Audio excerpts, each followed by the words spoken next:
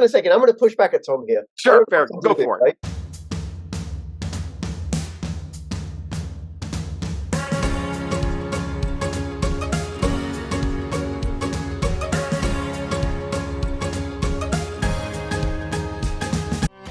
Take the first step towards online privacy. Get NordVPN. I invested £25,000. Today, that investment is worth £5 million. Say hello to our hero, the Hydrogen Energy Release Optimizer. Limitless power, zero emissions. This is an extract from a much longer conversation that I recorded with Tom Luongo and Alex Krainer. I recorded it on Saturday, the 9th of September. I'm posting this extract on Sunday, the 10th of September, and I'll be posting the remaining sections over the next few days or so. If you want to see the whole thing, you will need to go to bit.ly/CryptoRich3Speak or bit.ly/CryptoRichOdyssey. But I'd prefer if you start going to 3Speak because that's fully censorship resistant and decentralized. Enjoy. Alex, hold on a second. I'm going to push back at Tom here. Sure, fair. Go for it. Right? So people don't know this. The 1689 Bill of Rights, which is the foundational document that set up the parliamentary system. It says Parliament is our representative. It's not sovereign. It's the people that are sovereign. One of the articles, I can't remember which number, said there should be no fine, fee, or forfeiture without conviction by a trial by jury. That's still in effect. It hasn't been amended or rescinded, repealed or anything like that. It's still in force. People just don't know about it, and Parliament can't actually get rid of it because it's one of the things that set up Parliament in the first place. And this is why I've been saying to you and to Alexander for 2 years, it's an Oliver Cromwell number. Yesterday on Twitter, I finally got angry with one of the people I interact with regularly. And he said, look, I love you, Tom, but 90% of people are sheep and they'll just go along with whatever happens. If somebody offers some stuff, then they'll go along with it. I'm like, no, bullshit. People are not sheep. No. People are comfortable wolves. You take away the comfort and the inner wolf will come out very quickly.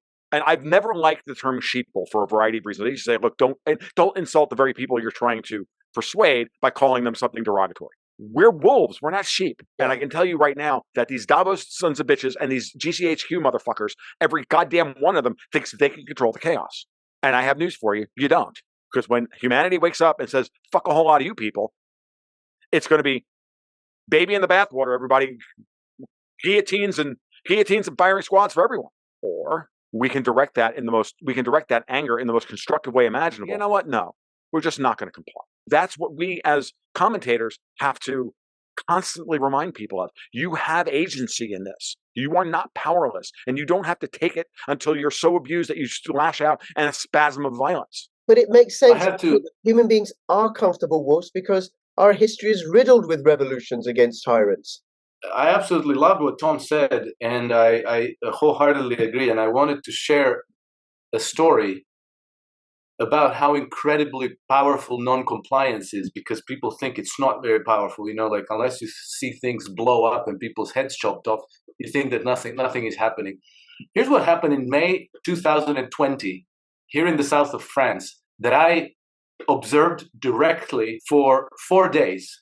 What happened is that after so many months of lockdowns, on 22 May 2020, in France, they decided to reopen the beaches, because before that, you couldn't go to the beach at all. You couldn't even walk across the beach. And so they opened the beach. But the way they did it was amazing and horrific. So they created an area where you would come and take off your clothes and, put on your swimsuit.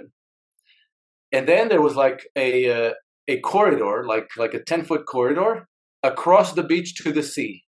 And this is where you would go to have your swim. And you had 1 hour to have your swim. And then you would walk across another, like maybe 100 feet to the next 6-foot corridor, leading you back up the beach to the walkway and back to where you changed to put back your clothes. And then you were out of here. You were not allowed to socialize with the people on the beach. You were not allowed to stand around and chit-chat. You were not allowed to sit down on the beach. The way this was enforced is that they brought 9 police officers in full riot gear. And one of them had a long gun, an automatic gun, and he was walking up and down with his finger on the trigger. It wasn't very subtle. They had, bulletproof vests because, you never know when the beachgoers are going to go mad at you and you have to start shooting people up on the beach. I refused to participate in all this. I was sitting on a grassy area just overlooking this, just a little bit higher. I was just overlooking this and I was taking pictures. Day one, the police are there. They have their orders. They know what they have to do. And they're like whistling at the people and barking orders like, no, you can't go there. Hey, are you just swimming or are you just having a chit chat? No, sitting on the beach. When people went off the reservation into the unapproved part, the police would just go there. 3 cops. They would write their name. They would give them a ticket. Day 2, you could already see that the police were getting a little bit tired of whistling at the people and barking their orders. And people were not like attacking the police and throwing rocks at them and setting fire on the fencing. None of that. People were just kind of doing what people do. They just went a little bit here, met a neighbor, stopped to chit chat, sat down on the beach, and you could tell that the cops were getting tired of it. But there was nothing they could do. And so I watched them. They go like whistle, and then like they start yelling something, and the person doesn't hear them or didn't understand the orders or whatever, and the cop just goes like, the hell with it. Day 3, visible deterioration. Day 4, the beach was covered with people like the old normal. The point of the story is it wasn't anybody doing anything to assault the police, to demonstrate, to protest. It was just people kind of doing what people do. And the whole thing just, disappeared. And, on day 5, the police were not even there. They just packed up, took off all these iron fencing, and probably said, it's unenforceable. These people are ungovernable, as Tom likes to say.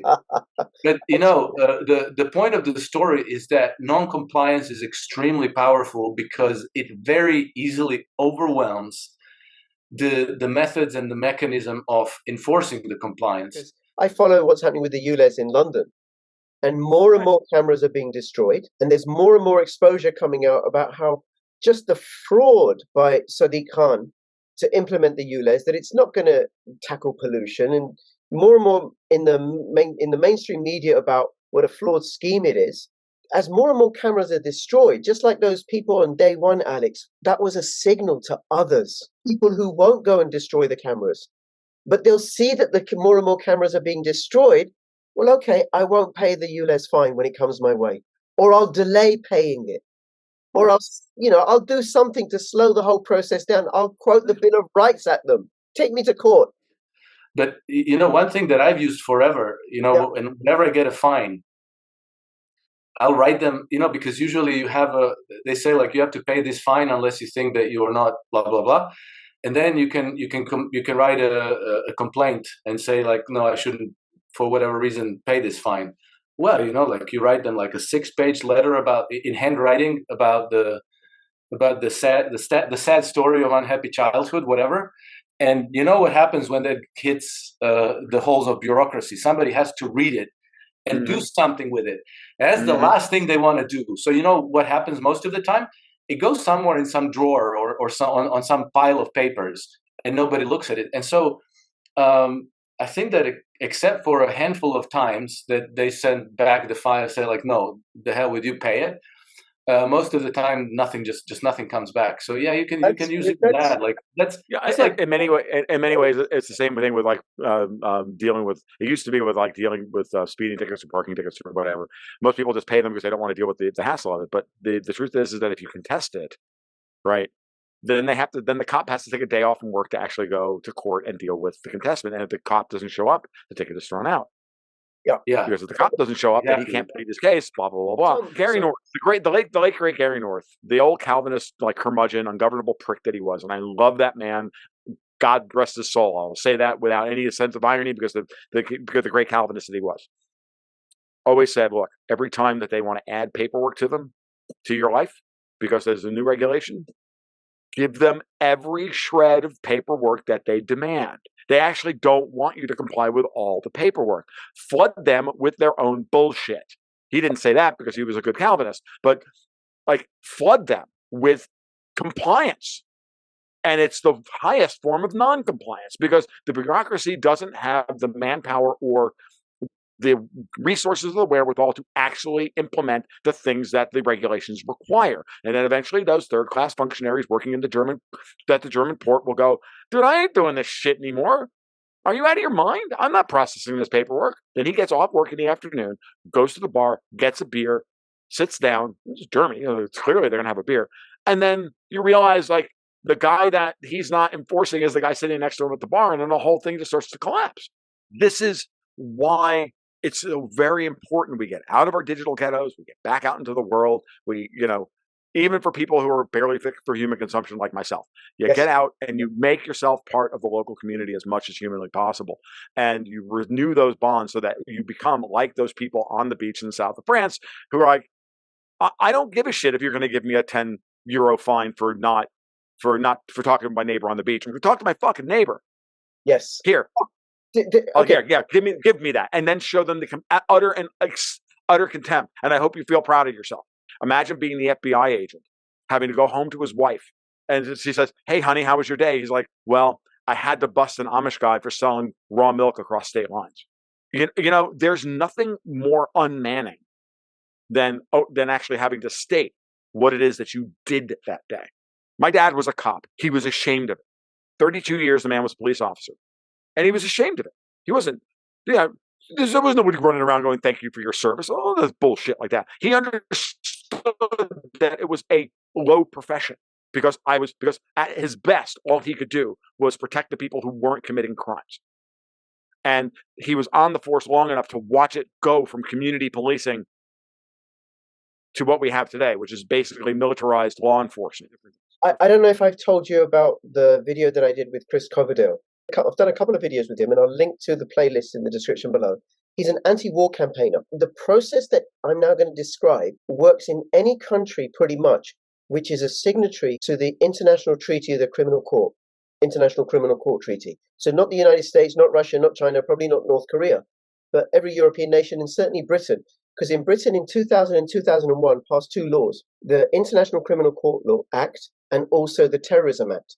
These acts together, they say what genocide is. Genocide is the killing of one or more people who are united by ethnicity, nationality, religion, or race as part of a wide-scale policy. It is illegal, according to those acts, to ask for funding for any agency that engages in genocide. It is also illegal for anyone within Britain to pay any money that goes towards the funding of genocide. It's a criminal offense. The British government is not exempt from its provisions. Therefore, any form of taxation, local or national, any speeding fine, LTN fine, ULEZ fine, parking ticket, anything like that, ends up in a consolidated fund, which was set up in 1787, which then gets distributed, and some of that money goes towards funding genocide.